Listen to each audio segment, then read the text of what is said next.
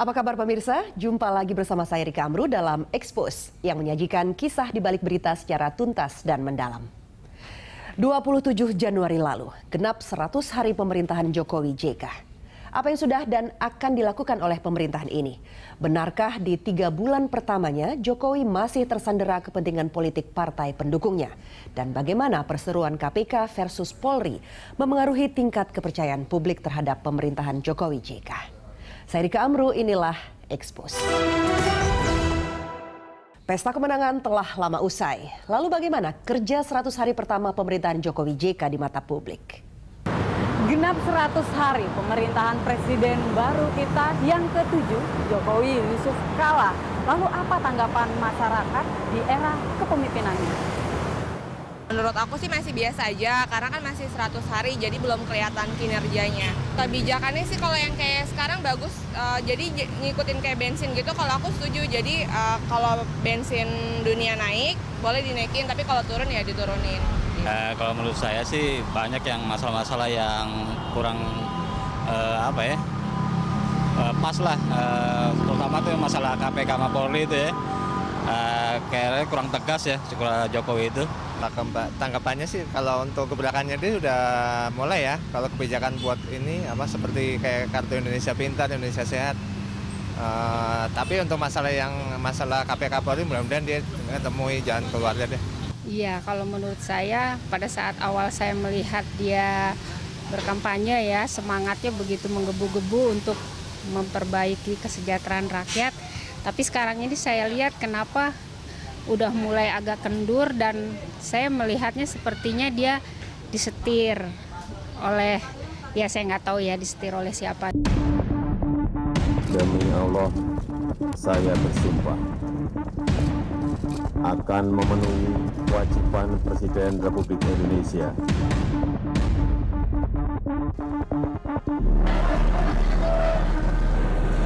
Joko Widodo Yusuf Kala dilantik menjadi Presiden dan Wakil Presiden ke-7 Indonesia 20 Oktober lalu. Keduanya terpilih dengan dukungan 53,15% suara. Sejuta harapan publik tersemat pada pemimpin baru. Hasil Sigi Lingkaran Survei Indonesia Agustus 2014, yaitu setelah resmi ditetapkan oleh Mahkamah Konstitusi, keyakinan publik akan adanya perubahan yang lebih baik di era Jokowi JK amat tinggi. Jauh melampaui perolehan suara keduanya saat pemilu presiden, berkisar 71,73% suara. Lalu bagaimana kepuasan publik di 100 hari pemerintahan Jokowi JK? Masih menurut survei LSI, mayoritas responden menganggap Jokowi kehilangan momentum perubahan di 100 hari pertamanya. Hanya 42,29% dari 1.200 responden yang menyatakan puas dengan pemerintahan Jokowi. Institusi Polri dan KPK tidak terjadi gesekan. Dari 5 sektor yang disurvei, publik kecewa akan kinerja pemerintahan Jokowi di bidang ekonomi, politik, dan hukum. Kepuasan publik paling rendah ada di bidang hukum. 53,11% responden kecewa lantaran Jokowi dinilai tidak tegas bersikap terkait pencalonan Budi Gunawan sebagai Kapolri. Sekaligus terkesan kurang maksimal untuk menghindari kriminalisasi KPK. Kalau buat saya 100 hari ini sebetulnya sudah akan mencapai nilai 8 ketika kemudian dia mampu mengimplementasikan harapan-harapan rakyat. Tapi gara-gara ada kasus BG ini, ya itu kemudian nilainya menjadi turun. Tapi kalau misalnya nanti dia misalnya menyelesaikan kasus ini dengan sangat baik, menyelamatkan institusi KPK dan Polri, lagi-lagi saya katakan institusi, menjadi institusi-institusi yang menjadi baik, buat saya nilainya bisa saja menjadi 8. Presiden itu mestinya memiliki kekuasaan yang utuh dan bulat ya. Ketika dia misalnya memilih orang, dia memilih orang yang memang dia kehendaki. Ketika dia ingin membuat suatu kebijakan itu menjadi suatu kenyataan. Saya kira kalau kita lihat perjalanan Pak Jokowi selama 100 hari ini, ada kesulitan pada sisi itu, ya. Dan sisi ini memang lebih merupakan sisi politik. Ya. Kalau kita bicara sisi ekonomi, sebetulnya menurut saya ya cukup luar biasa ya. Beliau berani mengambil keputusan-keputusan yang sulit secara opini, tapi secara teori ekonomi itu benar.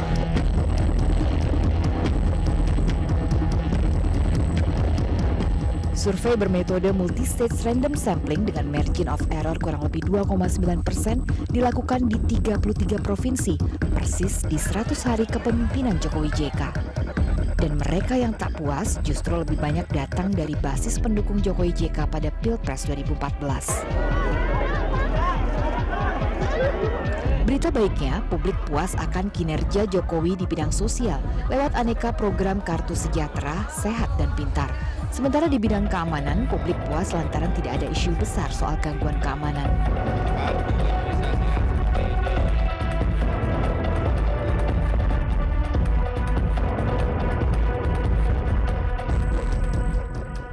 Sebelum kisruh KPK Polri, publik masih percaya bahwa pemerintahan baru bisa mewujudkan program Nawacita yang didengungkan selama kampanye. Dalam survei Indopolling dengan 1.100 responden yang digelar awal Desember di 33 provinsi, mayoritas percaya Indonesia akan lebih sejahtera di kepemimpinan Jokowi JK.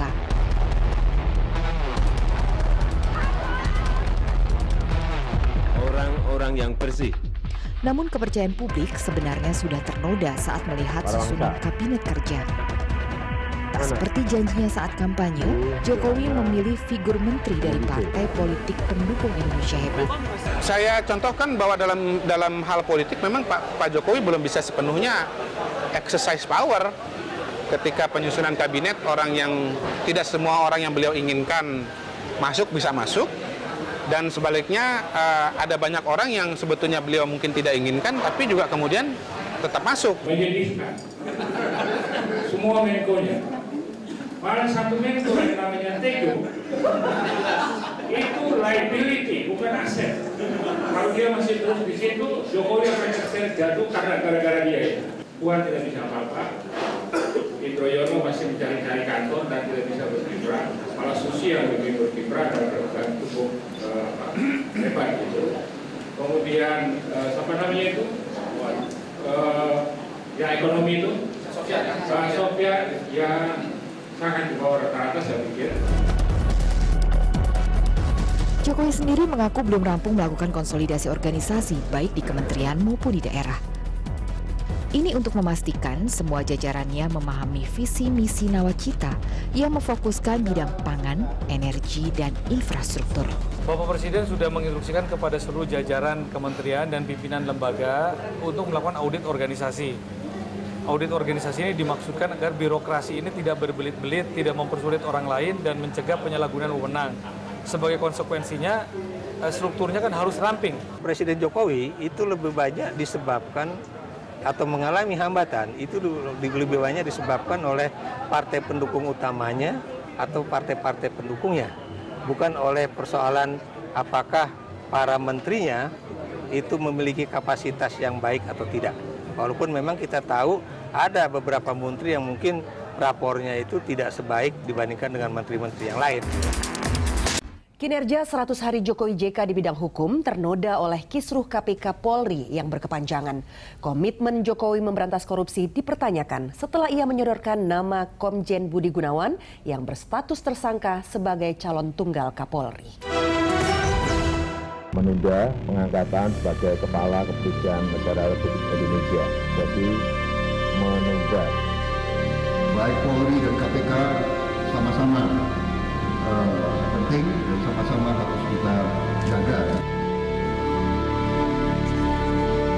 Karena dalam sistem kita bernegara di sini, presiden itu tidak seperti dulu, zamannya Orde Lama dan Orde Baru, dipilih oleh MPR, diberikan mandat atau DPR, tapi dipilih langsung. Jadi Presiden Republik Indonesia sejak Ibu Megawati, SBY sebenarnya, Ibu Megawati masih buntutnya sidang MPR, sidang paripurna. sejak SBY sampai detik ini presiden itu dipilih oleh rakyat langsung dan tidak mewakili golongan partai apapun juga. Kriterianya adalah ya ditentukan oleh rakyat sendiri yang memilih. Ada dasar hukumnya. Presiden ketiga Republik Indonesia B.J. Habibie yakin Presiden Jokowi akan memihak 100% pada kepentingan rakyat, termasuk soal penuntasan kasus Budi Gunawan. Institusi penegak hukum itu harus objektif, tetapi subjektif kepada kepentingan rakyat. Itu. Untuk menjelaskan itu, tidak bisa dalam 5 menit saya jelaskan. Yang benar, it's impossible. Tapi itu ada. Penegak hukum itu harus objektif, tapi subjektif terhadap kepentingan rakyat.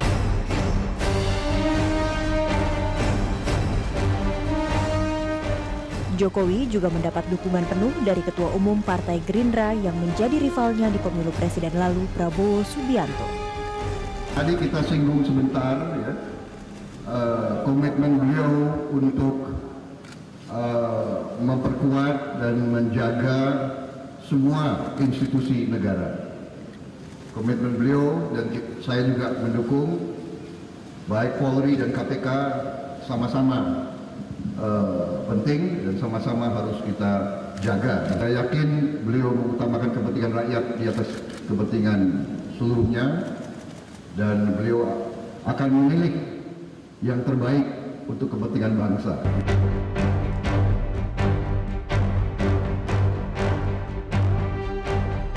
Publik kini tengah menunggu sikap Presiden Jokowi. Tim konsultatif independen yang dibentuk Jokowi terkait kisruh KPK Polri telah mengajukan 5 rekomendasi. Salah satunya, Presiden diminta tidak melantik Budi Gunawan sebagai Kapolri. Yang paling bagus, BG mundur dari pencalonan, dan itu mungkin akan terjadi.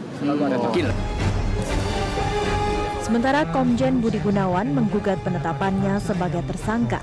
Melalui pengacaranya, Budi mempertanyakan keabsahan penetapan status tersangka karena diputuskan hanya oleh 4 pimpinan KPK. Budi juga melaporkan Ketua KPK Abraham Samad dan Wakil Ketua KPK Bambang Wijoyanto ke Kejaksaan Agung.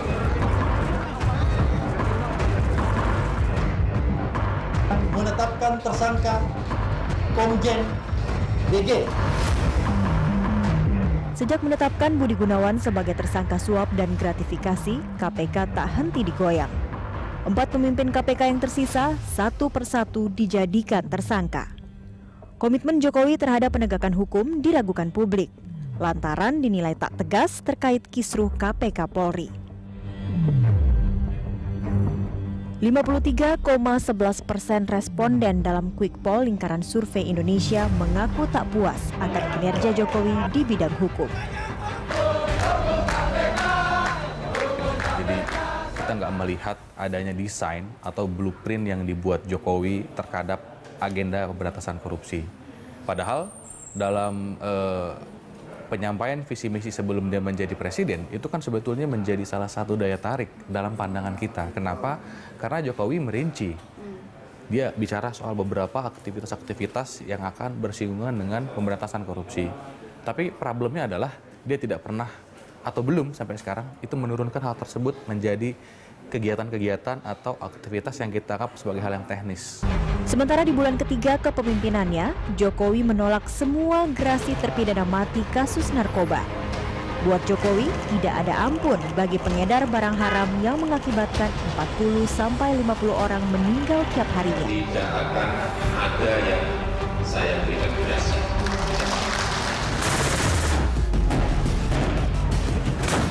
Kapalnya bakar boleh, turunin orangnya, bakar kapalnya. Dan yang membuat kinerja Kabinet Jokowi mengkilat, salah satunya adalah gebrakan Menteri Susi, yaitu menenggelamkan kapal asing yang mencuri ikan di perairan Indonesia tanpa izin. Tiap tahun, Indonesia dirugikan 300 triliun rupiah. Tenggelamkan atau dipertahankan itu nanti pengadilan dan tentu menunggu perintah Presiden. Kalau udah disita, ya tergantung Pak Presiden.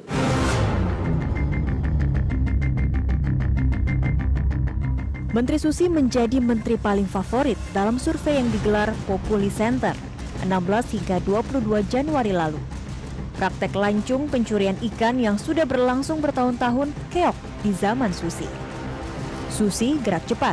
Selain mengeluarkan sejumlah aturan seperti pelarangan penggunaan pukat dan praktek transshipment bongkar muat ikan di tengah laut, ia juga menggandeng PPATK untuk mencegah illegal, unreported, unregulated fishing.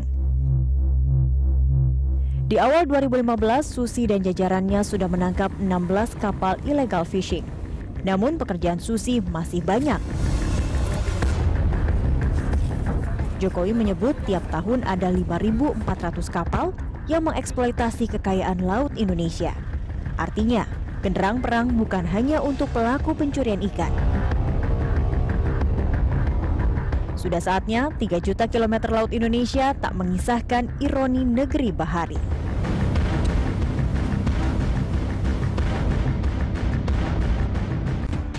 Seratus hari awal perjalanan Jokowi JK sebagai Presiden dan Wakil Presiden RI ke-7 diwarnai kegaduhan politik. Apa yang sebenarnya terjadi? Mas Soekardi, 100 hari kepemimpinan Jokowi JK, kalau dari skala 1 sampai 10, berapa penilaian Anda atas kinerja? 7. Itu relatif baik atau bagaimana? Kalau saya lihatnya relatif baik lah. Oke, ada problem misalnya kasus BG ini kan, Budi pencalonan Gunawan, Kapolri. ya, pencalon Kapolri yang melawan KPK ini sehingga membuat politik riuh. Tetapi secara umum lihat, satu parlemen tidak melakukan gerakan apapun. Meskipun ada wacana-wacana atau suara-suara interpelasi misalnya. Wacana interpelasi sudah mendingin, ya kan ya. Tetapi secara umum terbukti dari misalnya pencalonan BG itu solid. Terlepas itu kontroversial figur BG-nya ya. Tetapi parlemen secara umum tidak mengganggu pemerintah. Pemerintah secara umum bekerja. Kecuali yang kontroversial memang kasus Kapolri ini pencalonan saja Kapolri, kan, iya. Mas Soekardi, kalau Anda memberikan penilaian 7 dari skala 1 sampai 10, tapi dari sejumlah survei publik menyatakan tidak puas kinerja 100 hari Jokowi JK di bidang politik. Apakah Anda melihat ada yang salah nih di pemerintahan Jokowi JK sehingga penilaian publik tidak puas? Kalau saya lihat yang keliru adalah optimisme publik tidak terbangun karena seperti terputus antara komunikasi Megawati dengan Jokowi. Terputus. Jadi seakan-akan Mbak Mega seperti terancam BLBI, mau di BLBI kan itu KPK waktu polisi waktu beliau jadi presiden. Sisi lain ada suara yang tentu menurut saya sampai ke Jokowi mau diimpeach oleh Mbak Mega, oleh PDIP. Kalau kita lihat kan itu yang berputar di publik. Nah kalau situasinya seperti itu, ya tentu optimisme publik tidak bangkit. Itulah mengapa sentimennya tidak begitu positif. Jadi Anda melihat bahwa ini ada misinformasi antara Jokowi sebagai Presiden dan Mega sebagai Ketua Umum PD Perjuangan? Bisa misinformasi, bisa disinformasi. Saya tidak ngerti, mungkin ada sebuah kekuatan yang sengaja gitu kan, memberikan informasi kepada Mbak Mega bahwa akan dikejar dengan BLBI. Sebaliknya ada yang mungkin memberikan ke Jokowi akan diimpeach Mbak Mega. Ini membuat kekacauan itu. Artinya Anda melihat ada kekuatan atau desain tertentu dari pihak-pihak tertentu untuk untuk menciptakan disinformasi. Ya, saya menduga seperti itu, masih hipotesis kan, karena aktornya kan nggak kelihatan ini. Tapi kalau saya lihat simpang siurnya informasi, saya melihatnya membacanya dari simpang siurnya informasi saja. Ini ada sesuatu yang keliru, yang akhirnya ditangkap oleh Mbak Mega, ditangkap oleh Jokowi secara diametral begitu, dan akhirnya membuat komunikasi di antara dua tokoh ini sebenarnya ini terputus.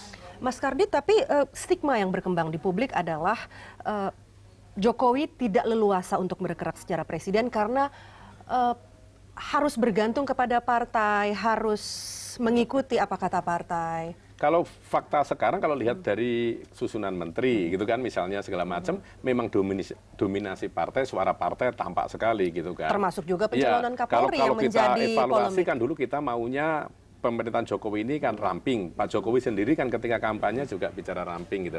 Tapi fakta politik, real politik menuntut gitu bahwa akomodasi partai tetap perlu. Maka saya lihatnya positif lebih begini. Misalnya Pak Jokowi bisa ketemu Prabowo, ya kan?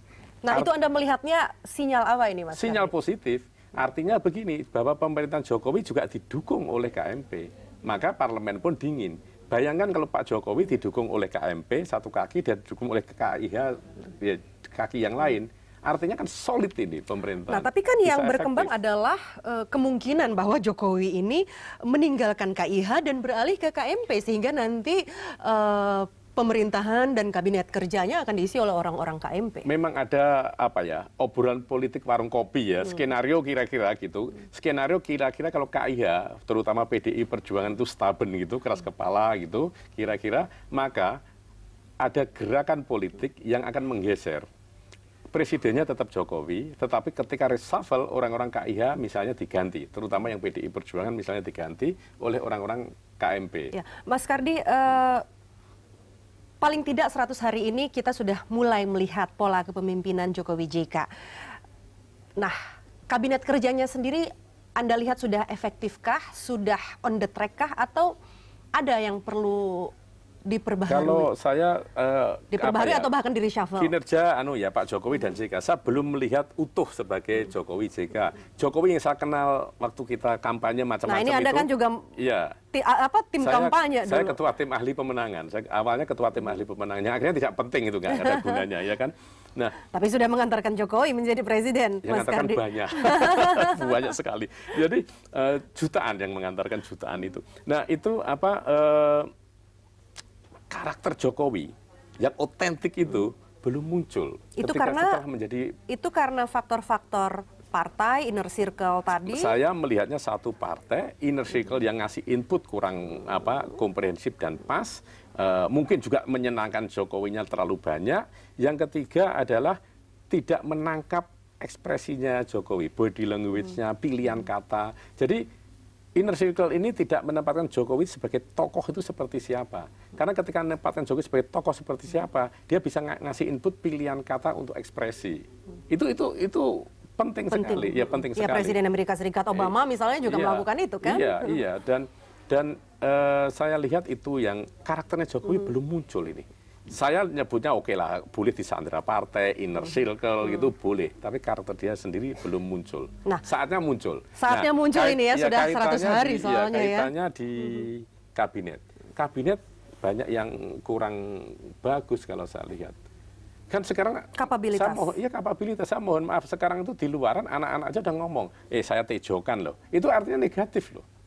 Menko Polhukam itu memberikan komentar-komentar yang sama sekali tidak memberikan optimisme. Misalnya ini satu contoh gitu kan, itu nggak baik di dalam kehidupan berbangsa. Sampai muncul ejekan terminologi saya pertama kaget ketika mendengar anak-anak ngomong saya tejokan. Apa ternyata merefer ke itu pernyataan Menko Polhukam yang mengatakan tidak jelas, begitu rakyat tidak jelas gitu. Jadi harus dievaluasi, nggak ada pilihan, harus dievaluasi para menteri yang kurang bagus ya harus digeser, nggak ada pilihan. Jadi artinya menurut Anda reshuffle itu penting? Harus. Paling tidak dalam setahun kepemimpinan ini? 6 bulan boleh. 6 bulan juga boleh. Karena menunggu terlalu lama itu sentimennya juga tidak baik. Untuk apa kalau 100 hari saya tidak begitu percaya, meskipun banyak teman ngomong untuk apa nunggu 6 bulan kalau 100 hari sudah kebaca. Itu pun juga tidak salah, tapi saya prefer 6 bulan. Berilah waktu ada nafas. Maksimal 6 Meskipun bulan. Orang juga nggak akan berubah itu 6 bulan. Tapi 6 bulan oke. Setahun kelamaan kalau untuk saya. Setahun kelamaan, jadi 6 bulan ya. Nah, berarti 3 bulan lagi dari sekarang, karena 3 bulan pertama sudah dilalui. Nah, Mas, ini secara singkat terakhir, sebagai mantan Ketua Tim Ahli Pemenangan Jokowi JK, apa pesan Anda kepada Presiden Jokowi? Pesannya, Presiden harus keluar dari kerangkeng rasa amannya itu dan menjadi dirinya sendiri. Karena beliau adalah presiden, kepala negara, memerintah, gitu loh kira-kira. Memandu bangsa. Mudah-mudahan pernyataan Mas Sukardi ini didengar oleh Presiden Jokowi.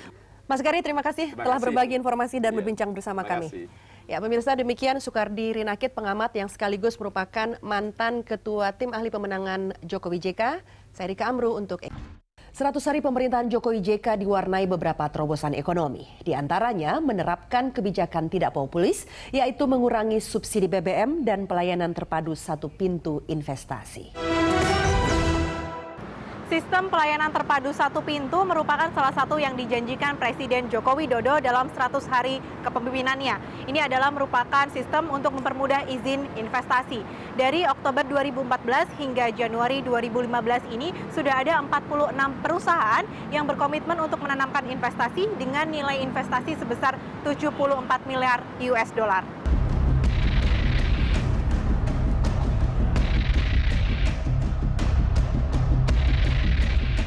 Mulai Januari, Badan Koordinasi Penanaman Modal menjadi satu-satunya pintu pengurusan perizinan investasi. Sistem ini diyakini mendukung target Jokowi mencapai pertumbuhan ekonomi 7% dalam 3 tahun. Artinya, kalau misalnya investor datang ke PTSP Pusat, itu ada 22 kementerian dan lembaga, mereka bisa dapat informasi pada waktu yang bersamaan dibandingkan mereka harus keliling Jakarta, gitu kan? Yang kedua, proses perizinan, ya. Informasi yang mereka dapatkan lebih dalam juga termasuk proses perizinan. 2015 ini BKPM menargetkan pertumbuhan investasi 14% dengan nilai hampir 600 triliun rupiah. Tiongkok dan Korea Selatan tercatat paling invasif.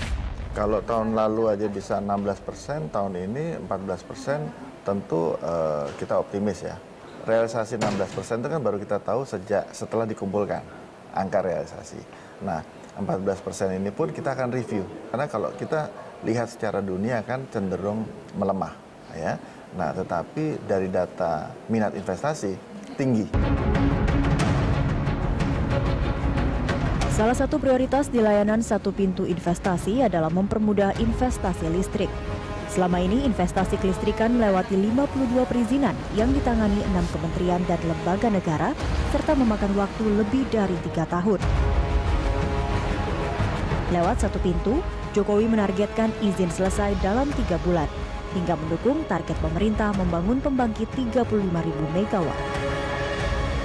Sekarang ini hampir semua provinsi, kabupaten, kota itu kekurangan listrik, defisit listrik, krisis listrik, sehingga itulah yang diprioritaskan. Kecepatan untuk mempercepat proses itu, peluang diberikan kepada yang sudah ada untuk ekspansi, sehingga bisa lebih cepat. Penanaman modal dalam negeri juga ditargetkan meningkat hingga 37%. Kita fokus ke pertanian, kita fokus ke maritim, listrik, ya. Kemudian kita fokus juga untuk industri padat karya, kita untuk fokus industri orientasi ekspor, industri yang substitusi impor. Ya. Tetapi kita tidak meninggalkan dukungan kepada industri pariwisata. Gitu. Jadi pariwisata itu kan relatif yang cepat untuk mendapatkan pendapatan. Dan untuk menunjang investasi, pemerintah menggenjot pembangunan infrastruktur. Pada APBN perubahan 2015 ini, pemerintah punya keleluasaan menambah belanja modal minimal 200 triliun rupiah yang didapat dari pengalihan subsidi BBM. Mulai 1 Januari 2015, pemerintah tak lagi mensubsidi BBM jenis premium. Namun, harga masih dalam kendali pemerintah, tidak sepenuhnya diserahkan pada mekanisme pasar. Harga premium yang sempat naik di hari ke-29 pemerintahan Jokowi menjadi Rp8.500 per liter, turun menjadi Rp7.600 per liter. Namun, harga-harga terlanjur naik. Kebijakan yang tidak populer ini membuat kepuasan publik terhadap kinerja ekonomi Jokowi JK hanya 47,29%, merujuk hasil Sigi Lingkaran Survei Indonesia. Tapi ini survei di basis pendukung Jokowi yang kebanyakan di pedesaan. Sementara survei Populi Center menunjukkan masih ada optimisme. Lebih dari 70% responden mengaku puas. Dan kebijakan pemerintahan Jokowi menurunkan harga BBM mendapat dukungan publik 93,8%. Disusul dengan keyakinan publik akan terwujudnya swasembada pangan 73,3%.